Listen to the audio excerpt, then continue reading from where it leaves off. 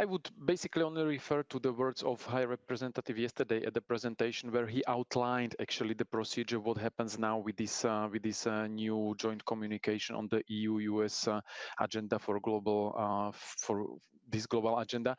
It will be submitted, or the European Council will be invited to endorse this agenda for global change, and then the intention is, or the expectation is, to launch it indeed at the EU-US summit, possibly next year, in the first half of the next year. We hope that there will be no more COVID-related limitations. When it comes to the NATO, the High Representative was also stressing yesterday that when he was talking about the global part of this strategy, or of this document, that the US is demanding for the European Union to take more responsibility for its own matters, including in security and defense matters. And this is what the EU wants to do.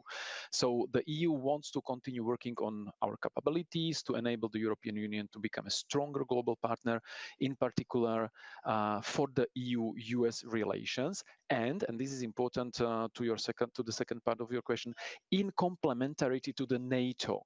But this doesn't mean that when it comes to organizing the summits that we necessarily have to synchronize with the NATO. You know, the EU and NATO are two different organizations. They have their own schedule, but you can assume that if American president comes to Brussels for one summit, that he would be also willing to use the occasion to meet also other counterparts. But this is really a question for the NATO and for the US administration, how they want to organize it.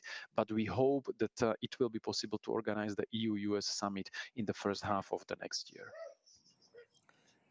Thank you, Peter. Are there other questions for us on the EU-US communication?